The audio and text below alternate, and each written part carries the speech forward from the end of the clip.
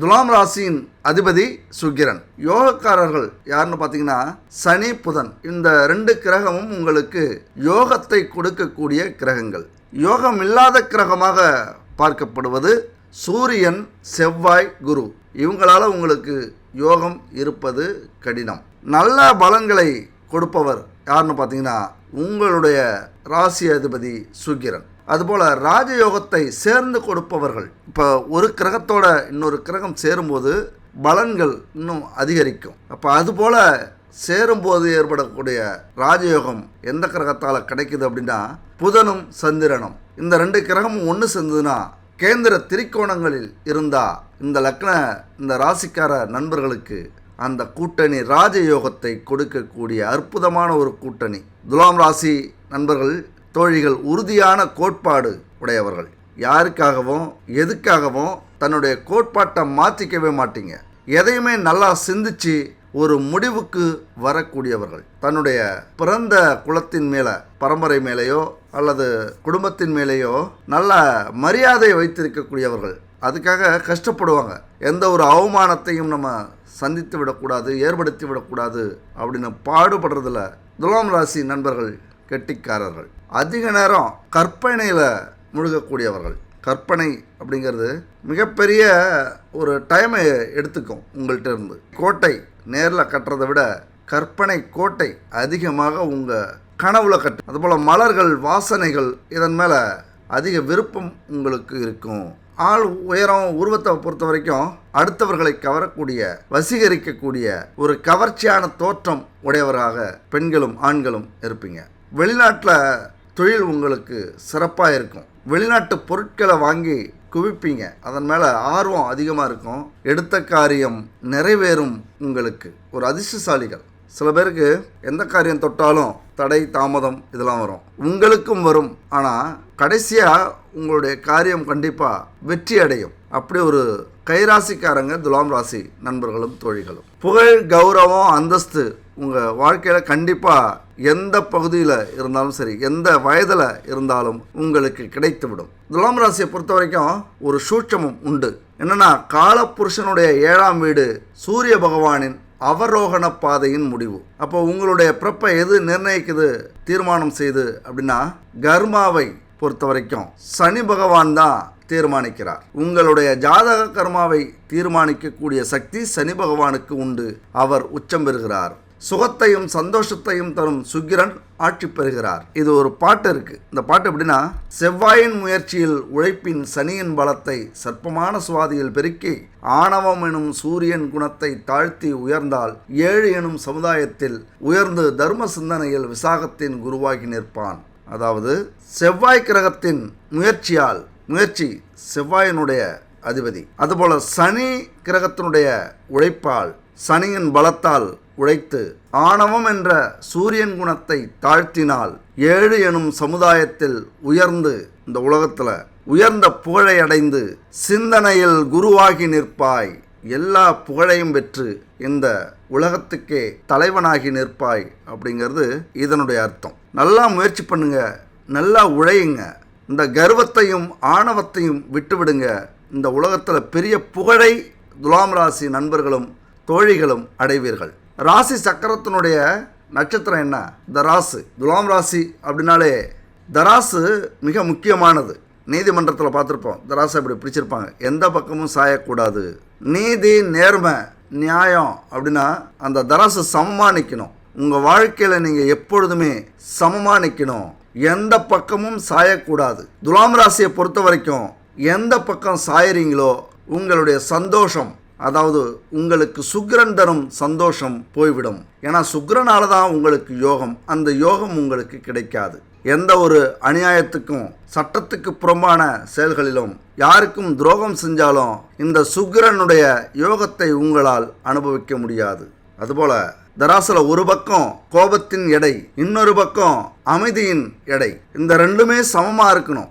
ஏதாவது ஒன்று சாய்ந்தாலும் உங்களுடைய கௌரவம் பறிப்போகும், மானம் பறிப்போகும், கோர்ட்டு கேஸு, தண்டனை அப்படிங்கிற ஒரு அமைப்புக்கு நீங்கள் போயிடுவீங்க. அதுபோல் உங்கள் தராசில் வலப்பக்கம் கர்வம் அதிகமாச்சு அப்படின்னா இடப்பக்கம் நோய், அந்த நோய் அதிகமாகிடும். கர்ப்பம் வெயிட் ஏறிச்சுன்னா நோய் மேலே வந்துடும். அப்போ என்னாகும்? உடல்நிலை சரியில்லாமல் போகும். கர்வத்தை துலாம் ராசி நண்பர்களும் தோழிகளும் விட்டு விடுவது நல்லது. புத்திசாலித்தனத்தோடு அதிகமாகவும் போகாமல் கம்மியாகவும் போகாமல் அந்த ஒரு கர்வம் கௌரவத்தோடு இருந்தீங்க அப்படின்னா எப்பொழுதுமே உங்களுக்கு சந்தோஷம்தான். இதை யார் சொல்கிறது? கர்மக்காரகன் நீதி தேவன் சனி பகவான் உணர்த்தும் தத்துவம் இது. வலப்பக்கம் தன்னையே நீச்சமாக்கி, இடப்பக்கம் குடும்ப பாசத்தை நீச்சமாக்கி, தன்னில் ஆத்மாவையே நீச்சமாக்கி, உச்சமான கர்மாவை தவிர உலகில் நிரந்தரமானது எதுவும் இல்லை என நீதி தேவன் உணர்த்தும் இடம் துலாம் ராசி. இது ஒரு அற்புதமான வரிங்க. வலப்பக்கம் தன்னையே நீச்சமாக்கி, அதாவது தராசில் ஒரு பக்கம் தன்னையே தாழ்த்தி கொண்டு, இடப்பக்கம் குடும்ப பாசத்தை குறைத்து கொண்டு, ஆத்மாவை அமைதியாக்கி, நம்ம வாழ்க்கையில் மிகவும் உயர்ந்த கர்மாவை தவிர இந்த உலகில் நிரந்தரமானது எதுவும் இல்லை. என்ன கர்மா? நாம் செய்கிற செயல்கள் தான் நம்ம வாழ்க்கையில் மிக முக்கியமானது. அப்போ அந்த செயல்களை என்ன செய்யணும்? நீதியோடு நியாயமோடு அடுத்தவர்களுக்கு உதவி செய்து உழைப்பின் மூலியமாக வாழ்க்கையில் முன்னேறி இப்படி தான் நம்முடைய கர்மாவை கழிக்கணும். உங்களை பொறுத்த வரைக்கும் துலாம் அப்படின்னாலே மிக மிக ஒரு முக்கியமான வாழ்க்கை கட்டத்தில் நீங்கள் இருக்கணும். இதைத்தான் கர்மாவை குறிக்கக்கூடிய நீதி தேவன் சனி பகவான் உங்களுக்காக சொல்கிற பாடம். நெஞ்சுக்கு தேவை மனசாட்சி, அது நீதி தேவனின் அரசாட்சி. அத்தனை உண்மைக்கும் அவன் சாட்சி, மக்கள் அரங்கத்தில் வராது அவன் சாட்சி. கடவுள் எல்லாத்துக்கும் சாட்சியாக இருந்தாலும் அந்த சாட்சி நீதிமன்றத்துக்கு வராது, ஆனால் தண்டனை கிடைக்கும். நேர்மையாக இருக்க வேண்டிய பொறுப்பும் பொது நலமும் துலாம் ராசி நண்பர்களுக்கு எப்பொழுதுமே வாழ்க்கையில் சுகத்தை கொடுக்கும். இதுதான் ஒரு குறியீட்டு காட்சி. தராசு மாதிரி தான் நீங்கள் எப்பொழுதுமே இருக்கணும். நீதிமன்றத்தில் அந்த சிலை இருக்குல்ல தராசு, எந்த பக்கமும் சாயாமல் எந்த ஒரு விஷயமுமே உங்களுக்கு அதிகமாக உங்கள் வாழ்க்கையில் வந்துவிடக்கூடாது. அப்படி இருந்தீங்க அப்படின்னா எப்பொழுதுமே சுகம்தான். அதே நேரத்தில் துலாம் ராசியை பொறுத்த வரைக்கும் சொத்தோ இடமோ பிரச்சனையை தராமல் இருக்காது வாழ்க்கையில். அப்போ என்ன பண்ணணும்? ஆன்மீகத்தில் தீவிரமாக இருக்கணும், முழுசாக நம்பணும், மனதை அமைதியாக வைத்துக்கொள்ள வேண்டும். யோகா தியானம் உங்கள் வாழ்க்கையில் மிக மிக முக்கியம். நரசிம்மர் விஷ்ணுவின் பாதம் எங்கே இருக்கோ அங்கே வழிபாடு செய்யுங்க. அது மாதிரி துலாம் ராசி நண்பர்களோ தோழிகளோ வீட்டு மாடியில் நின்றுக்கிட்டு திட்டம் போடாதீங்க, யோசனை செய்யாதீங்க, கற்பனை செய்யாதீங்க. நாயை பார்த்தா கொஞ்சம் விலகி இருங்க, தூரமாகவே கணிங்க. இது நல்ல நாயா இல்லை வெறிபிடித்த நாயா? தூரத்தில் இருந்தே நீங்கள் கணிச்சிருங்க. நாய் உங்களுக்கு செட் ஆகாது. அது மாதிரி உங்கள் வீட்டில் வக்கீல் ஆசிரியர் யாராவது இருப்பாங்க, திரும்ப திரும்ப ஒரே செயலை செய்யக்கூடியவங்களும் இருப்பாங்க, அறிவுக்கு மரியாதை கொடுப்பவர்கள் இருப்பாங்க. துலாம் ராசியை பொறுத்த வரைக்கும் மிக முக்கியமான பிரச்சனை கௌரவம் சார்ந்த பிரச்சனை. வயது மூத்த காமம், மனசஞ்சலம், இச்சை, எப்படி வேணாலும் சொல்லலாம். அதாவது வயது மூத்தவங்களை தான் உங்களுக்கு பிடிக்கும். எப்படி? டீச்சர் மாணவனை காதலிக்கிறது மாதிரி, இளைஞன் வயது மூத்தவங்களை காதலிக்கிறது அல்லது ஆசைப்படுறது, இது மாதிரியான அமைப்பு தான் துலாம் ராசி நண்பர்களுக்கு அதிகமாக ஏற்படும். இப்படியான வாய்ப்புகள் அதிகமாக கிடைக்கும். அந்த மனம் சஞ்சலப்படும். இந்த இடத்துல எச்சரிக்கை கண்டிப்பாக தேவை. எந்த ஒரு விஷயத்துலையுமே ஒரு பிரச்சனை அப்படின்னு வந்ததுன்னா நீங்கள் உடனே அவசரப்பட்டு ஒரு முடிவு எடுத்துடாதீங்க. அந்த சூழ்நிலையை நல்லா அலசி ஆராயுங்க, எடை போடுங்க. எது சரி எது தப்பு ரொம்ப ரொம்ப முக்கியம் உங்களுக்கு இந்த விஷயம். விளையாட்டில் கூட நேர்மையை கடைபிடிப்பீங்க, சிரிக்கிறதுல கூட ஒரு நேர்மை இருக்கான்னு பார்ப்பீங்க. ஏன்னா இது ரொம்ப முக்கியம். உங்களுக்கு சாதிக்கணும் அப்படிங்கிற ஒரு பெரிய பட்டியலே உங்கள்கிட்ட இருக்கும். சாதனை பட்டியல் அப்படின்ட்டு நிறையா இருக்கும், நிறைய எழுதி வச்சுக்கிட்டே இருப்பீங்க. எதையுமே கணக்கிட்டு வேலை செய்வீர்கள். இது உங்கள் வாழ்க்கையில் சில நேரத்தில் நல்லதாக இருந்தாலும் சில நேரத்தில் முன்னேற்றத்தை தடுக்கும். ஒரு வேலை அப்படின்னா எதிர்பார்க்கிற பலனை விட நம்ம அதிகமாக உழைக்கணும். அப்போ தான் அதில் கிடைக்கிற வருமானத்தை விட முன்னேற்றம் கிடைக்கும். ஏன்னா ஒரு இடத்துக்கு வேலைக்கு போகிறீங்க அப்படின்னா இந்த சம்பளம் வாங்கிடுறீங்க, இதுக்கேற்ற வேலை செஞ்சால் போதும் அப்படின்னு நீங்கள் நினைக்கக்கூடாது. துலாம் ராசி நண்பர்களோ தோழிகளோ நினைக்கக்கூடாது. அப்படி நினச்சிங்க அப்படின்னா எந்த ஒரு உழைப்புமே எதிர்காலத்துக்கு அது பயன்படாது. அந்தந்த காலகட்டத்துக்கு தேவைகளை பூர்த்தி செய்யும். இன்றைக்கி வேலைக்கு போகிறீங்க அப்படின்னா இந்த மாதத்தில் உள்ள தேவைகளை உங்களுக்கு பூர்த்தி செய்யும். அதுக்கு மேலே அது பயன் தராது. எப்பொழுதுமே பயன் தரணும் அப்படின்னா வாங்கின காசுக்கு மேலே உழைக்கணும். 400 ரூபா சம்பளம் அப்படின்னா நீங்கள் 500 ரூபாய்க்கு உழைக்கணும். அந்த 100 ரூபா இறைவனின் கணக்கில் எழுதப்படும். உங்களுடைய கஷ்ட காலத்தில் அந்த 100 ரூபா உங்களுக்கு கொடுக்கப்படும். யார் மூலியமா? நீங்கள் யாருக்கிட்ட உழைக்கிறீங்களோ அவங்கள்ட்ட இருந்தே அந்த பணத்தை உங்களுக்கு பெற்றுத்தரப்படும். இது விதி, கர்மா. அதனால் கணக்கிட்டு எந்த ஒரு விஷயத்திலையும் அளவோட வேலை செய்யாதீர்கள். அது அந்தந்த காலகட்டத்துக்கு தான் உதவும். அதுபோல் நீங்கள் தொழில் செஞ்சாலும் சரி, வாடிக்கையாளர்களுக்கு கௌரவமாக குறைவான லாபத்தோடு கொடுங்க. லாபமே இல்லாமல் கொடுத்தாலும் இறைவனால் அது கணக்கில் வைக்கப்பட்டு உங்களுடைய கஷ்ட காலத்திற்கு அது திரும்பி கிடைக்கும் அளவுக்கு கொடுக்கப்படும். இதுதான் விதி. இந்த தத்துவத்தை அல்லது இந்த சூட்சமத்தை நீங்கள் புரிஞ்சிக்க வேண்டியது மிகவும் அவசியம். வாழ்க்கையில் ஈகோ உங்கள்கிட்ட இருக்காது, ஆனால் சுயமரியாதையை எதிர்பார்ப்பீங்க. எனக்குன்னு ஒரு மரியாதை இருக்குது அப்படின்னு சொல்லுவீங்க. நல்லது எது கெட்டது எது இதை ஆராய்ச்சி நடக்கக்கூடிய பக்குவம் சாதாரணமாகவே உண்டு. அதே நேரத்தில் சந்தேக எண்ணம் இதை வரவழைக்கும். சந்தேக புத்தி அதிகமாக இருக்கும். இதுவே வாழ்க்கை, குடும்பம், உறவுகள் அல்லது காதல் இந்த விஷயத்தில் பிரச்சனைகளை, நெருக்கடிகளை ஏற்படுத்தும். நீங்கள் ஆண்களாக இருந்தாலும் பெண்களாக இருந்தாலும் இந்த சந்தேகமே உங்களுக்கு பெரும் பிரச்சனையை கொண்டு வந்து விட்டுரும். எல்லா இடத்துலையும் சந்தேகம் வந்தால் எந்த ஒரு உறவும் நிலைக்காது. அது மாதிரி நேரத்தில் பின்னாடி வருத்தப்படுவீங்க. ஐயோ, நம்ம சந்தேகப்பட்டோமோ, தேவையில்லாத சந்தேகம் தேவையாது, இன்னைக்கு பிரிஞ்சு கிடக்கிறோமே அப்படிங்கிற ஒரு உணர்வு ஏற்படும். அப்புறம் அதிலிருந்து நீங்கள் மீண்டு வர அல்லது சந்தேகத்தால் பிரிஞ்ச உறவை சேர்க்க ரொம்ப கஷ்டப்படணும், போராடணும். கடினமான போராட்டத்தை நீங்கள் சந்திக்க வேண்டியது அவசியமாகப்படுகிறது. துலாம் ராசிக்கு 8ஆம் வீடு ரிஷபம், சுக்கிரனுடைய ஆட்சி வீடு. அதனால் நன்மை அப்படின்னு சொல்கிறதுக்கு இடமே இல்லை. ரிஷபம், சிம்மம், விருட்சகம் இந்த ராசியில் சுக்கிரன், சூரியன் அல்லது குருவுடன் இணைஞ்சிருந்தா எதிரியால கஷ்டம், ஹீட் பிரச்சனை, அந்த வெப்பத்தால் வியாதிகள், ஏவல், பில்லி சூனிய தொல்லைகள், கண்திஷ்டிகள், பொறாமைகள் இதெல்லாம் உங்களுக்கு ஏற்படும். துலாம் ராசியில் சூரியன், சந்திரன் 2 பேரும் கூடியிருந்தாங்க அப்படின்னா பித்தம் சம்பந்தமான நோய்கள் வரக்கூடிய வாய்ப்புகள் உண்டு. வாத நோய், ரத்தம் சம்பந்தமான தொந்தரவுகள் இதெல்லாம் உங்களை தாக்கக்கூடிய வாய்ப்புகள் உண்டு.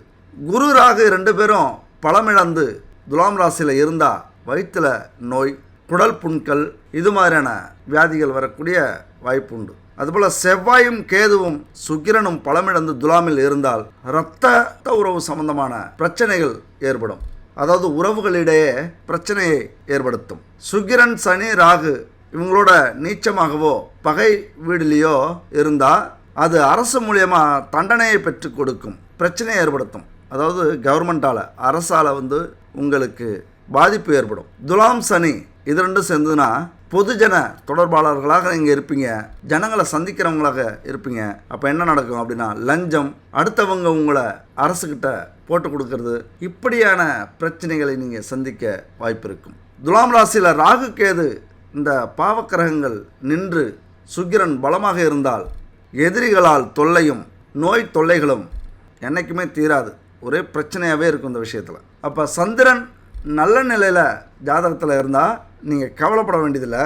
பலம் குன்றிய சந்திரன் உங்களுக்கு இது போன்ற பிரச்சனையெல்லாம் கொடுக்கும். அப்போ எங்களுக்கு இவ்வளவு பிரச்சனை இருக்கா, ஒரு கிரகத்தோட இன்னொரு கிரகம் சேரும்போது யோகத்தை விட பிரச்சனைகளை நீங்கள் அதிகமாக சொல்கிறீங்களே அப்படின்னா அதுதான் துலாம் ராசி.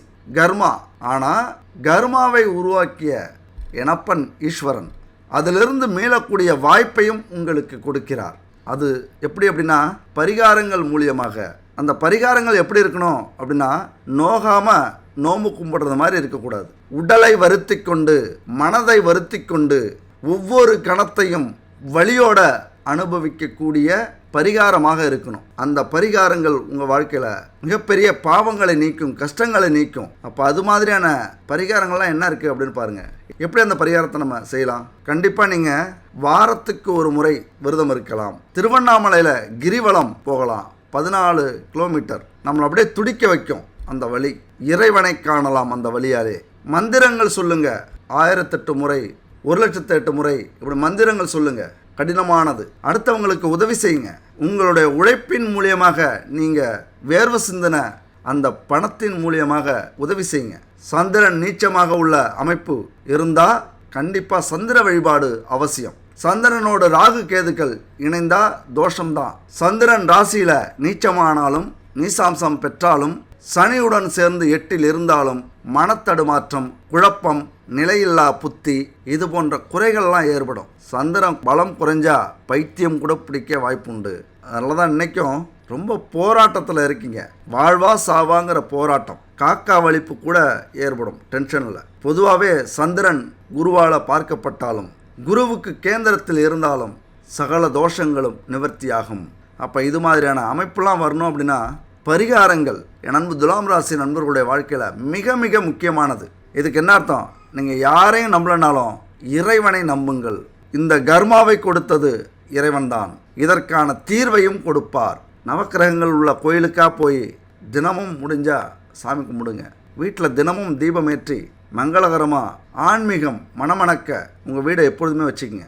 வாழ்க்கையில் ரொம்ப நோய் பிரச்சனையா, கடன் பிரச்சனையா, குடும்ப பிரச்சனையா, பிரிவு பிரச்சனையா, இறைவனே கதி, சிவபெருமான் மேலே விஷ்ணு மேலே உருகி உருகி மந்திரம் சொல்லுங்கள். இதெல்லாம் துலாம் ராசி நண்பர்கள் கடைபிடிக்க வேண்டிய மிக மிக முக்கியமான விஷயங்கள். வாழ்க்கையில், அழகில், காதலில், திருமண வாழ்க்கையில், செல்வத்தில் இதில் பிரச்சனைகள் இருந்தால் அப்போ சுக்கிரன் ஏதோ சரியான இடத்துல இல்லை அப்படின்னு தான் அர்த்தம். அப்போ அவருக்கான பரிகாரத்தை நீங்கள் கண்டிப்பாக செஞ்சாகணும். நம்ம இந்த பூமியில் பிறக்கும் போது என்ன நினைக்கிறோம்? சுகமாக வாழணும் அப்படின்னு நினைக்கிறோம். சுகமாக வாழ முடியல அப்படின்னா அதுக்கு காரணம் சுக்கிர பகவான். அப்போ அவருக்கான பரிகாரங்களையோ அவருக்கான ஆன்மீக தளத்துக்கோ நம்ம செல்ல வேண்டிய கட்டாயம் இதில் இருக்கு. அப்போ என்ன பண்ணோம்? பரிகாரங்கள் மிக முக்கியம். தர்மம், சுக்கிர பகவான் இருக்கக்கூடிய கோவில்கள், வீட்டில் பூஜை அறையில் செய்யக்கூடிய விரதங்கள், இதெல்லாம் உங்கள் வாழ்க்கையில் மிக மிக முக்கியம். வெள்ளி, புதன், சனி இந்த நாட்களில் இறைவனை வழிபடுவது, நவக்கிரக கோவிலுக்கு போகிறது மிக மிக முக்கியம். அதுபோல் சுக்கிரனுக்குரிய இந்த மந்திரத்தை எப்பொழுதுமே நீங்கள் மனப்பாடம் பண்ணி வச்சுக்கிங்க. ஆரம்பத்தில் கஷ்டமாக இருக்கும், அப்புறம் பழகிடும். நல்லா அந்த மந்திரத்தை சொல்ல ஆரம்பிச்சிருவீங்க. ஏன்னா உங்களுக்கு அதிபதி சுக்கிர பகவான். உங்கள் வாழ்க்கை முழுவதுமே இந்த மந்திரம் பயன்படும். உங்கள் வாழ்க்கையில் இப்போ ஆரம்பித்து 1,08,000 முறையோ இந்த மந்திரத்தை சொல்லி முடிச்சிட்டிங்க அப்படின்னா சொர்க்கத்தை கொடுப்பார் சுக்கிர பகவான். இந்த மந்திரத்துக்கு அவ்வளவு வலிமை உண்டு. சுக்கிரனுக்குரிய காயத்ரி மந்திரம் ஓம் அத்வத் வஜாய வித்மகே தனுர் அஸ்தாய தீமகி தன்னோ சுக்கிர பிரசோதயாத் அப்படிங்கிற இந்த மந்திரம். சுக்கிரனுக்குரிய தளத்துக்கு சென்று வருவது மிகப்பெரிய பரிகாரம். உங்க வாழ்க்கையின் சுகத்துல எந்த பிரச்சனை இருந்தாலும் அதை சரி செய்யக்கூடிய வலிமை உண்டு. எந்த கோவிலுக்கு போகலாம் அப்படின்னா தஞ்சை மாவட்டத்தில் இருக்கிற கஞ்சனூரில் குடிகொண்டிருக்கும் அக்னீஸ்வரர் ஆலயம் சுக்கிர தோஷத்தை நிவர்த்தி செய்யறதுல தமிழகத்தில் உள்ள ஆலயத்திலேயே முதன்மையான ஆலயமாக அது இருக்கு. கும்பகோணத்திலிருந்து ஒரு 18 கிலோமீட்டர் இருக்கும். அப்ப அந்த ஆலயத்துக்கு போயிட்டு வரீங்க அப்படின்னா சுக்கிர தோஷ நிவர்த்தி அடையும். இந்த ஆலயத்துல மூலவராக இருப்பவர் சிவபெருமான். சிவபெருமானாக இருந்தாலும் அவரது வயிற்று பகுதியில் சுக்கிரன் இருப்பதாக ஐதீகம். அதனாலதான் சுக்கிர பகவானின் நல்லொருள் பெற்றிட அந்த கோவிலுக்கு வெள்ளிக்கிழமையில போயிட்டு வழிபட்டு வர்றது மிக மிக நல்லது. அதுபோல வெள்ளிக்கிழமை விரதம் இருக்கலாம். இப்ப சுக்கிர பகவானுக்குரிய தேவதை என்னன்னு பாத்தீங்கன்னா மகாலட்சுமி. மகாலட்சுமி திருவுருவ படத்தை அலங்கரித்து நெய் தீபம் ஏற்றி மகாலட்சுமி சோஸ்திரம் அல்லது கனகதார சோத்திரம் இதெல்லாம் பாராயணம் செஞ்சீங்க அப்படின்னா இந்த விஷயத்துல இருக்கிற பிரச்சனைகள் சரியாகும். இதெல்லாம் சரியான பரிகாரங்கள். அதுபோல பால் பாயாசம், வெள்ளை நவதானிய லட்டு இதெல்லாம் நைவேத்தியமா செஞ்சு படைக்கலாம். இதையெல்லாம் தானமா கொடுக்கலாம். முக்கியமா தான தர்மங்கள் செய்யறது மிக மிக நல்லது. நன்கொடை செய்யுங்க. இல்லாதவர்களுக்கு இங்கதான் நீங்க கவனிக்கணும். இல்லாதவர்களுக்கு செய்யறது முழு பலன் நமக்கு கிடைக்கும். அதுபோல ஏழை எளியவர்களுக்கு தயிர் சாதம் கொடுக்கலாம். ஏன்னா சுக்கிர பகவான் அப்படின்னால வெள்ளை பொருட்கள் மிக முக்கியமானது. எந்தெந்த வெள்ளை உணவுப் பொருட்கள் இருக்கோ அது எல்லாமே சுக்கிரனுடைய ஆதிக்கத்தில் வரக்கூடிய பொருட்கள். அதனால தயிர் சாதம், வெள்ளை நிற உடைகள் இப்படி ஏழைகளுக்கு இல்லாதவர்களுக்கு வாங்கி கொடுக்கலாம். வெள்ளை நிறம் கொண்ட எந்த ஒரு தானமாக இருந்தாலும் சுக்கிர தோஷத்தை உடனே நீக்கும். சுகபோகங்களில் இருக்கிற பிரச்சனைகளை உடனே நீக்கும். 27 நாள் வீட்டிலையும் அலுவலகத்திலையும் காலையிலையும் மாலையிலையும் பச்சரிசி மாவால, வெள்ளை மண்பொடியில் பச்சரிசி மாவால சுக்கிரனுக்குரிய கோலம் போட்டு நெய்ல செஞ்ச வெள்ளை தினை மாவு லட்டு தினமும் காலையிலையும் மாலையிலையும் சேர்த்து 27 லட்டு பூஜையில படைச்சி அதை வயசானவங்களுக்கும் குழந்தைகளுக்கும், அதாவது ஏழை குழந்தைகளுக்கும், கிடைக்காதவங்களுக்கு, விலங்குகளுக்கு இதெல்லாம் கொடுத்தீங்க அப்படின்னா சுக்கிர பகவானுடைய அருள் உங்களுக்கு முழுசா கிடைக்கும். அப்ப இந்த வெள்ளை பொருட்கள் சுக்கிரனுக்கு மிக உகந்த பொருட்கள். இது ஒரு அற்புத பரிகாரம். 27 நாள் தொடர்ந்து இதை செஞ்சிட்டீங்க அப்படின்னா சுக்கிரனுடைய அருள் உங்களுக்கு கண்டிப்பா கிடைக்கும். அப்ப தினமும் பச்சரிசி கோலமாவு அரைக்க முடியல அப்படின்னாலும், தினமும் லட்டு செய்ய முடியல அப்படின்னாலும் இங்க இருக்கிற இந்த நம்பருக்கு கான்டாக்ட் பண்ணுங்க. 9043688626 இந்த நம்பருக்கு கான்டாக்ட் பண்ணி இவங்கள்ட்ட வாங்கிக்கோங்க. இவங்கள்ட்ட எல்லா பூஜை பொருட்களும் இருக்கு. அதுபோல சாமிக்கு படைக்கக்கூடிய நைவேத்திய பொருட்கள் இருக்கு. சுக்கிரனுக்கு மிகவும் பிடித்த தினை மாவு லட்டுகளும் இருக்கு. கான்டாக்ட் பண்ணி வாங்கிக்கோங்க. அப்ப இந்த பரிகாரம் மிக மிக முக்கியமான பரிகாரம். இதை செஞ்சு பாருங்க. அடுத்து பார்த்தோம்னா துலாம் திருமணத்துக்கு பிறகு வாழ்க்கை முழுமையாக மாறும். கவலையப்படாதீங்க. இதெல்லாம் அந்த திருமணத்துக்குள்ளாரையோ அல்லது திருமணம் ஆனதுக்கப்புறம் கொஞ்ச நாளோ இருக்கும். அதுக்கப்புறம் உலகத்தை புரிந்து கொண்டு உலக பாடங்களை கற்றுக்கொண்டு தெளிந்து வாழ தொடங்குவீர்கள். அதனால வாழ்க்கையில மிகப்பெரிய மாற்றம் ஏற்படும். உறவுகளில் மாற்றம் வரும், தொழிலில் மாற்றம் வரும், வேலை செய்கிற இடத்துல மாற்றம் வரும். முழுமையாக அப்படியே மாறி போயிடுவீங்க. துலாம் ராசியா இப்படி தான் வாழ்ந்தாங்களா, எப்படி இல்லாமல் வாழ்ந்தாங்களே, யார்ப்பா அது புதுசாக இருக்கே, எங்கடா இங்கே இருந்த ராமசாமியை காணோம் அப்படிங்கிறது மாதிரியான ஒரு அமைப்பை உங்களுக்கு ஏற்படுத்தும். அதுக்கப்புறம் வாழ்க்கையினுடைய தத்துவத்தை புரிந்து கொண்டு அதற்கேற்ப நீங்கள் நடந்துப்பீங்க. எந்த ஒரு ஆசைக்கும் கர்வத்துக்கும் அடிபணியாமல் பேசியே காரியம் சாதிக்காமல் செயலால் காரியம் சாதிப்பது, எதிரிகளையும் எதிர்க்கும் உறவுகளையும் நேசிக்கும் குணம், எடுத்துக்கொண்ட கொள்கையில் தீவிரம், மற்றவர்களுக்கு உதவி செய்வது, கெட்ட பெயர் வாங்குவது, துரோகத்தை அனுபவிப்பது, இது எல்லாமே உங்கள் வாழ்க்கையில் பாதி வயசுக்கு மேலே திருமணத்துக்கு அப்புறம் கண்டிப்பாக நடக்கும். உலகத்தை புரிஞ்சுப்பீங்க. அதனால் உங்கள் வாழ்க்கையில் முன்னேற்றம் ஏற்படும். செய்கிற தொழிலோடு ஏதாவது இரண்டாவது தொழிலாக செய்யுங்க, இணை தொழிலாக செய்யுங்க, வருமானம் நல்லாயிருக்கும். 2 தொழில் துலாம் ராசி நண்பர்களுக்கும் தோழிகளுக்கும் நல்லது. துலாம் ராசியில் சூரியன் இருந்தால் கடன் மற்றும் எதிரிகளால் உறவினர்களால் தொல்லை, அது மாதிரியான இடத்துல அமைதியாக இருந்துருங்க. துலாம் ராசியில் கூட்டு தொழில் செட் ஆகாது. தனித்த தொழில் மட்டும் தான் நீங்கள் செய்யணும். யாரையும் சேர்த்துக்கிட்ட தொழில் செய்யாதீங்க. உழைக்காமல் எந்த ஒரு வருமானமும் உங்களுக்கு கிடைக்காது. சில ராசி இருக்குது உழைக்காமலே சம்பாதிப்பாங்க, ஆனால் உங்களால் அது முடியாது. தொழில் அதிபராக இருந்தீங்கன்னா நிர்வாக கோளாறு, நிர்வாக பிரச்சனை அடிக்கடி வரும். மனசை நீங்கள் அமைதியாக வச்சுக்கணும். அப்போ தான் அந்த பிரச்சனைகளை சரியாக நீங்கள் கையாள முடியும். எப்பொழுதுமே மனக்குழப்பத்தோடு இருக்கக்கூடாது. அப்படி அமைதியாக இருக்கணும் அப்படின்னா யோகா, தியானம், உடற்பயிற்சி, ஆன்மீக சிந்தனை இதெல்லாம் ரொம்ப உங்களுக்கு முக்கியம். அடிக்கடி தலையில் அடிபடும். வேலை செய்கிற இடத்துலையோ இல்லை போகிற வர இடத்துலையோ எங்கே இருந்தாலும் எச்சரிக்கை உணர்வோடு போங்க. எந்த ஒரு நோய்க்கும் மாத்திரை வாங்கும்போது பார்த்து வாங்குங்க. காலாவதியான மாத்திரை உங்களுக்கு கொடுத்துருவாங்க.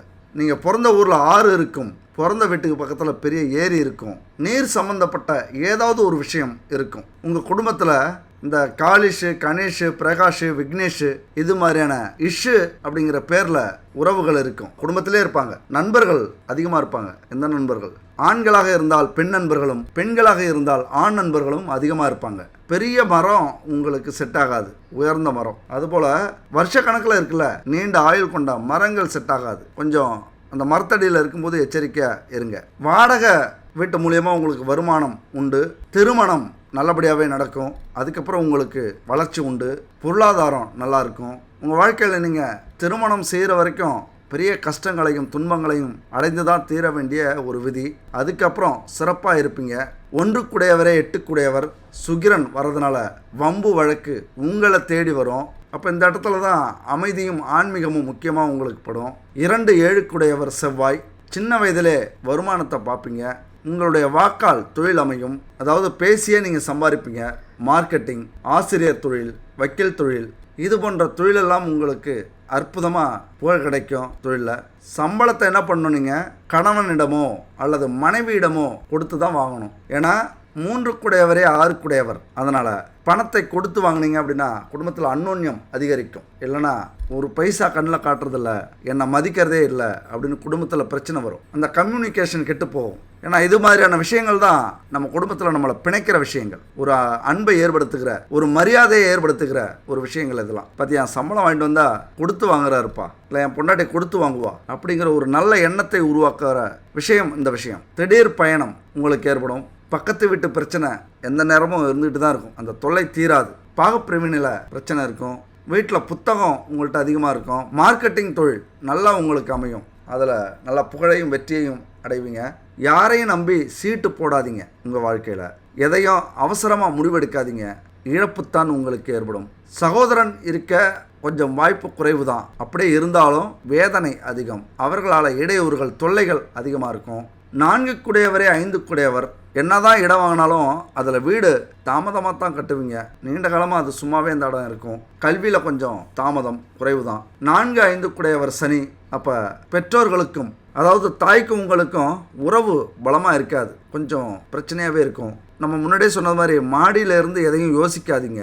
தவறி விழக்கூடிய வாய்ப்பு கூட இருக்குது. தள்ளியே இருங்க.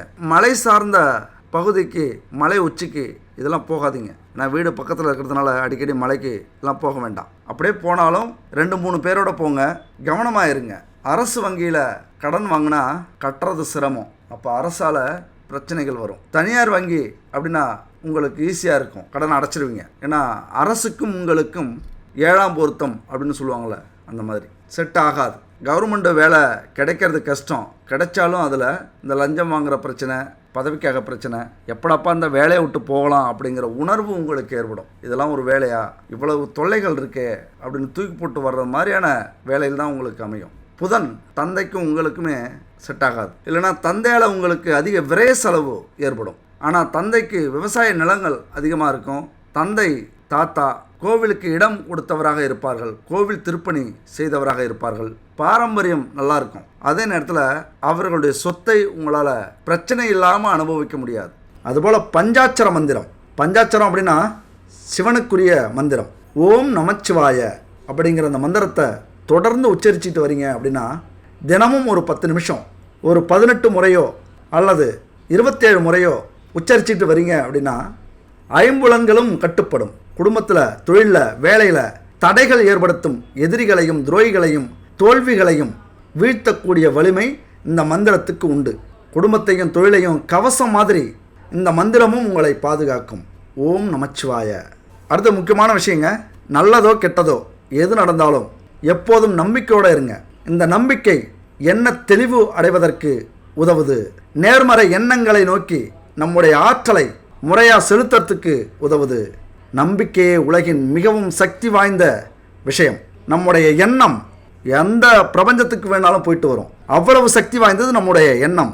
அதனால் எண்ணத்தையும் நம்பிக்கையையும் எப்பொழுதுமே நீங்கள் விட்டுறாதீங்க. நோயால் பாதிக்கப்பட்டவரை குணமாக்குவது, துக்கத்தில் இருப்பவரை மகிழ்ச்சியாக மாற்றுவது, தோல்வி அடைந்தவரை வளர்ச்சிக்கு கொண்டு செல்வது, இது எல்லாத்துக்குமே எதால் முடியும்? எண்ணத்தாலும் நம்பிக்கையாலும் மட்டும்தான் சாத்தியப்பட முடியும். நம்ம வாழ்க்கையில் என்னவாக ஆக வேண்டும் அப்படின்னு முடிவு செஞ்சு அதுவாக நிச்சயம் ஆவோம் அப்படின்னு நம்பினா வாழ்க்கையில் எதை வேண்டுமானாலும் சாதிக்க முடியும். உங்களுடைய எண்ணங்களால் ஒன்று உங்களை உருவாக்க முடியும், இல்லைன்னா அழிக்க முடியும். நீங்கள் சரியாக அதை கையாண்டால் உங்களால் வெற்றிக்கு மேல் வெற்றியை அடைந்து புகழின் உச்சிக்கே போக முடியும். ஒருவேளை இது உங்களால் முடியாது அப்படின்னு நீங்கள் நினச்சிங்க அப்படின்னா தோற்று போவீர்கள்ங்கிறத விட வெற்றியை ஒரு நொடிக்கு முன்னால் பறிகொடுத்து தவிப்பீங்க. தந்தையை தாயை விட்டு பிரிந்த குழந்தை மாதிரி. இதுதான் இந்த பிரபஞ்சம் உங்கள்கிட்ட சொல்ல வந்த சூட்சமங்கள், ரகசியங்கள். அடுத்த ஒரு அற்புதமான வீடியோவில் சந்திக்கலாம். நன்றி, வணக்கம்.